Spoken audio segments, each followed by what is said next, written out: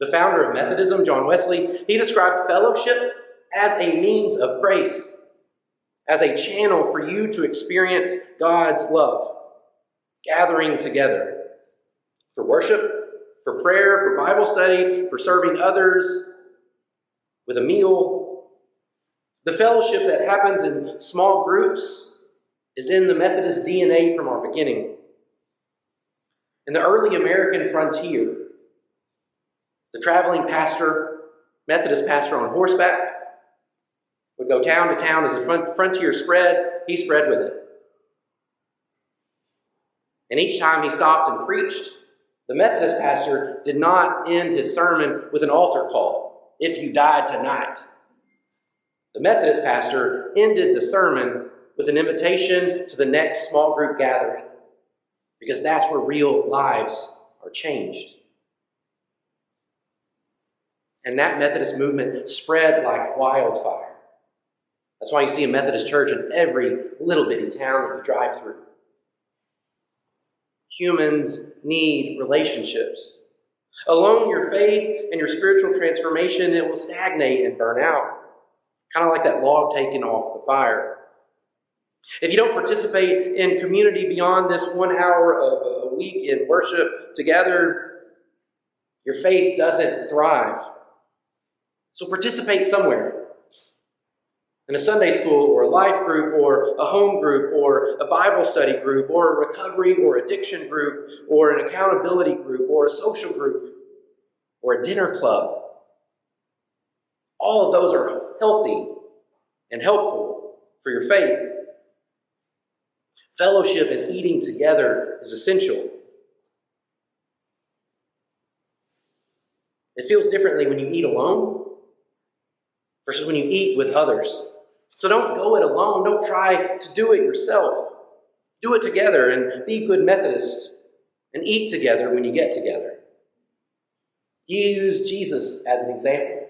He was a foodie, and Methodists are too. Somewhere in our book of discipline it says where 2 or 3 are gathered, there will be a covered dish. And if it doesn't say it, it should. But time and time again, the Gospels tell stories of Jesus sitting down and eating with people, building relationships, and usually he was getting in trouble with the kinds of people he was eating with. It was probably Jesus' favorite way to witness to that radically inclusive nature of the church, eating together with all kinds of people, respected and reviled. And if you look around your table and you don't see anybody reviled, invite me. I'll sit down and eat with you. I don't mind to be the reviled one.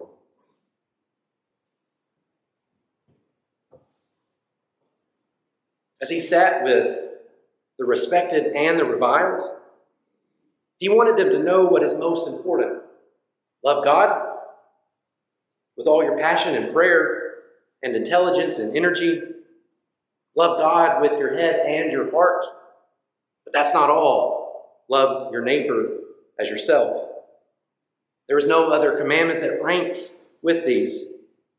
Faith was never meant to just be personal and private. Faith is communal. Faith is community. Faith is social. This is where you grow.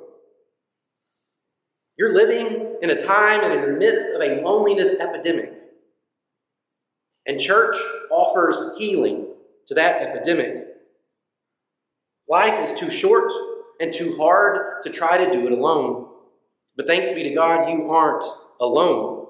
God will never, ever forsake you or leave you. And God has placed you here in this community of faith, surrounded by brothers and sisters who love you and care for you.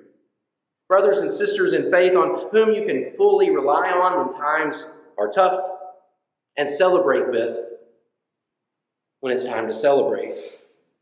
Love God with all your heart and with all of your head, but don't forget to love your neighbor also, because Jesus loves you and I love you. And there's nothing you can do about that. And so will you take this journey with me? Because I can't do it without you.